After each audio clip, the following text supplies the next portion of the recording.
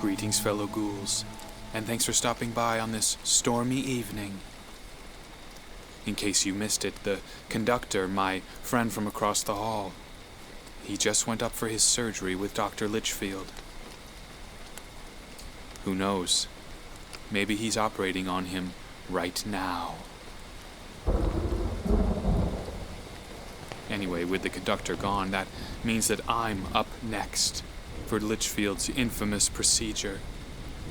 I'd say now would be the time for me to figure out my escape plan. I'm still working on it, though. Procrastinating. Oh, no, I just...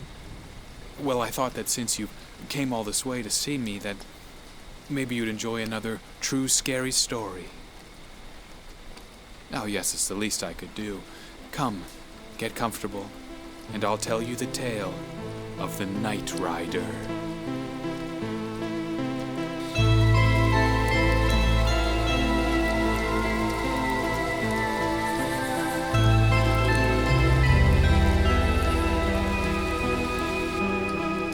This scary story is 100% true, and happened to me when I was a freshman in high school and was going on a week-long camping trip with this outdoor program that I'd gotten involved with to fulfill my sports requirement.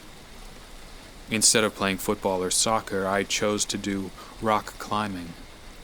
It was a small group of maybe 10 kids who would meet up 5 days a week and go climbing at a nearby park with a vertical rock face. We would ride a small bus out to the park around 3:30 and come back around 5. Once or twice a year, they also offered these optional camping trips. They would usually coincide with winter break or spring break. They had gone to some pretty interesting places in years past, though this particular year, the trip was just to some state park about a day's drive away. 7 of us signed up for the trip, which was going to focus mostly on hiking and camping in the woods, with some rock climbing thrown in as well. Supervising the 7 students were the 2 coaches of the program, Coach Myers and Coach Brockway. They were both in their late 40s or early 50s, and though they were nice enough, were also both pretty serious guys. After all, they were responsible for the safety of a handful of students out in the wilderness, so they had to take their jobs pretty seriously. I only mention this because one of them was a witness to the following strange encounter, and a trustworthy witness at that. Like I said, the ride to the state park was about a day's drive, and by a day, I really do mean a full day. The 7 of us and our 2 coaches packed into one of those small school buses. You know the kind. They just look like a regular school bus, but with the back half cut off. There was just enough room for the 9 of us. However, to make the drive as quick as possible, Coach Myers and Coach Brockway decided to set up a sleeping area in the back of the bus. They used some plywood and a few moving blankets to seal off the back row of the minibus and create a dark area where one coach could sleep while the other drove the bus. Then, after a 12-hour shift, they would switch places so we could get to the park without having to stop somewhere along the way. Anyway, the morning of the trip came, and we all met at the school in the early morning before setting off on our journey. Coach Brockway volunteered to drive first, and Coach Myers sealed himself off in the makeshift sleeping chamber. The 7 of us students spread out as best we could in the tiny bus and prepared for the journey. I remember I had some homework to do over that spring break, and so I kept to myself and tried to get it done on the drive out, so that I could enjoy the rest of the trip without having to worry about it. Because I wanted a little more room for working, I decided to sit in the very front row of the bus, where there was a small railing that I could prop up my books and notebooks on. It wasn't much, just a little railing, so this seat offered me an open view of the front of the bus, the windshield, and the road ahead of us. This would become important later. The daytime part of the traveling proceeded as planned. Coach Myers slept in the back, Coach Brockway drove, and the rest of my fellow students listened to music or whatever as I tried to knock out my homework. Occasionally I'd look up and zone out as I watched the scenery outside. At first it was just countless signs for hotels, food, and gas. Eventually, though, the traces of civilization began to drift away, overtaken by countless trees and an endless stretch of road. I could only imagine how difficult it must be to drive these roads with no distinct details at all. I wasn't driving yet at the time, but I had learned about highway hypnosis in driver's ed. I watched as the woods passed by outside the bus window, like a looping background from an old animation. Beep, beep, beep. The sound of an alarm stirred me from my stupor. Coach Brockway had been driving for almost 12 hours. It was time for him and Coach Myers to switch. Coach Myers emerged from the makeshift cocoon at the back of the bus, and us students cheered him on as he shook off his hibernation and worked his way up to the front. Coach Brockway pulled over onto the side of the road for the switch. The bus pulled over into a small rest area which was completely deserted. It was just a small strip of parking spots and a set of bathroom stalls in a tiny concrete building. We were really out in the middle of nowhere now. Apart from a few lights on in the bathroom building, there were no streetlights or other artificial illumination in the area. This was also becoming especially noticeable because the sun was starting to set. The sky began to turn a bluish-pink gradient as the warmth from the sun began to cool, and the shadows of the surrounding forest began to get a little bit darker. A chorus of crickets began whirring off in the distance, like an orchestra warming up for a performance. The air had felt warm during the day, but a surprising chill permeated the approaching evening. We all stretched our legs and used the bathroom before getting back onto the bus and preparing for the second leg of the journey. This time, Coach Brockway tucked himself in at the back of the bus, settling down for his well-deserved rest after half a day of safe driving and fighting off the dreadful endlessness of our path. As the bus pulled out of the rest stop, I looked down at the homework in my lap. Though I'd taken quite a few breaks to stare out the window and talk to my friends, I had still managed to get a good chunk done. I wasn't quite as finished with everything as I wanted to be, but perhaps I was finished enough to put it away and enjoy the rest of the trip. No, I decided that if I could get this last page done, I'd be set. As the sun continued to set outside, however, my eyes began to strain reading the text on the page. More quickly than I expected, it got so dark outside that I couldn't even make out any detail in the passing forest, and the tree line became a silhouette against the dark purple sky. I looked ahead through the windshield. The road of the highway still stretched off into eternity, though now it was an eerie darkness, barely illuminated by the headlights of the bus. The warm bulb seemed to reach maybe 30 feet ahead before crashing into a wall of darkness like water onto stone.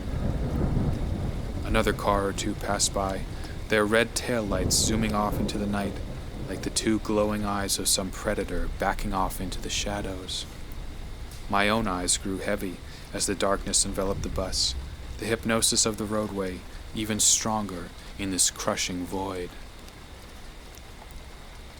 I awoke suddenly, my book still in my lap. My papers shifted and fell as I came to, and I reached down onto the metal floor of the bus to gather my things. I looked around me on the bus. It was quiet. Everyone else was asleep. How long had I been out? I pressed my face up against the glass to my right. It was now pitch black outside. The movement of the bus was different from before. More irregular, with slight bumps up and down. It felt like we were on a different kind of road, something more uneven and remote. Looking out the side windows gave me a strange sense of vertigo, as I could feel the bus moving, but couldn't even see a hint of the passing environment outside. This feeling started to make me nauseous, and I focused my gaze back on the front of the bus. Carved out by the glow of the headlights outside, I could see Coach Myers at the wheel, a faint green light from the dashboard making his face glow from beneath. I shifted some more in my seat and began stuffing my books and papers into my backpack. Coach Myers heard me stirring. "You awake?" he asked. "What time is it?" I wondered aloud. 4:37 a.m., Coach Myers replied. I zipped up my backpack and stowed it under my seat on the bus. Coach Myers and I kept our voices down as I got up and walked to the other side of the railing till I was right next to Coach in the driver's seat. I leaned on the back of his seat and looked out the windshield. That feeling of a bumpier road had been accurate. The glow of the headlights revealed a rougher path, some sort of back road through the woods. The trees were even closer now on either side of us, like a high tide encroaching on a beach. This wasn't a multi-lane highway like before, but just a road, with no markings, through the endless woods. "Where are we?" I asked the coach. "Getting pretty close to the campsite," he answered. "Just a few hours away." There was a moment of silence between us as I watched the road hurling towards us. "Yeah, we're in the middle of nowhere, all right," Coach Myers ruminated, as if reading my mind. Before, the fading light of the evening sky had at least outlined the trees. Now it was just solid blackness in all directions. I remember thinking that this had to be what traveling in deep space felt like. Disorienting. I sympathized with Coach Myers, doing his best to guide the bus through this underworld while the rest of us slept. And so I stayed up for a bit and the two of us shared some small talk. I would say maybe 45 minutes to an hour went by of us chatting, and me keeping him company as we navigated the night. Eventually, I went and sat back down in my seat. Suddenly, my eyes were involuntarily drawn towards something ahead. Some irregularity that cut through the monotony of the forest road like a bolt of lightning through a stormy sky. There was something in the road up ahead.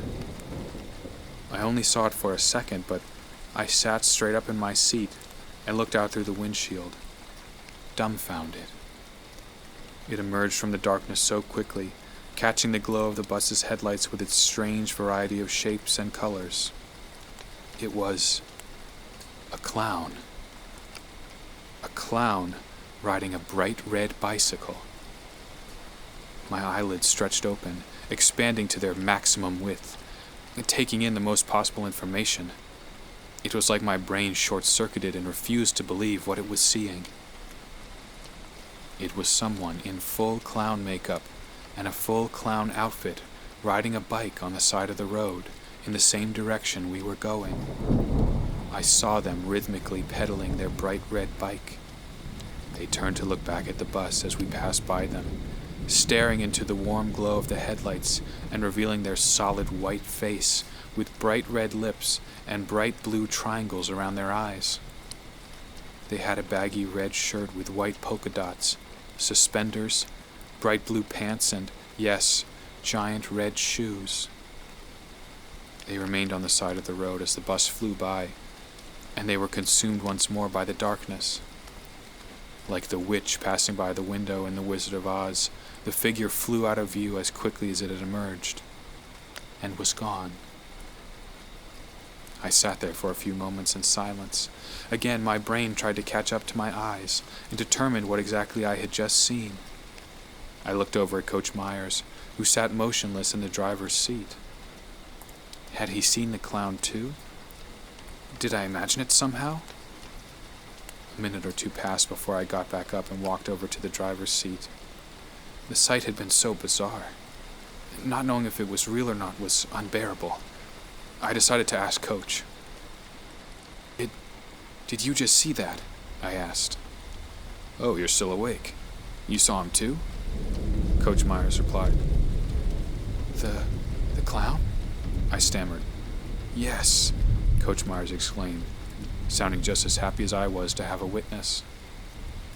Coach Myers and I talked about it for the rest of the night. We both described the clown the exact same way, from his clothes down to his makeup. We've both seen him riding a bike in the middle of the forest, truly in the middle of nowhere. There was no sign of civilization, even a log cabin for that matter, for miles in either direction. not to mention the fact that it was 4 in the morning. I had been so worried that he was all in my head, but finding out he was real only raised more questions. Where had he come from? Where was he going? I'm afraid we'll never know. The next morning, Coach Myers and I told the story to the other students and Coach Brockway. It really seemed like they couldn't tell if we were joking, though we all kind of laughed about it. For the rest of that camping trip, I was looking over my shoulder, off into the woods, imagining that clown pedaling towards me. Ooh, another twisted tale of terror. Riding a bike in the woods at night with clown shoes on? That's no small feat. But enough of the scary stories. I need to figure out a way to escape from Litchfield Asylum. Yes, this is my last chance, fellow ghouls. It's now or never. Wish me luck.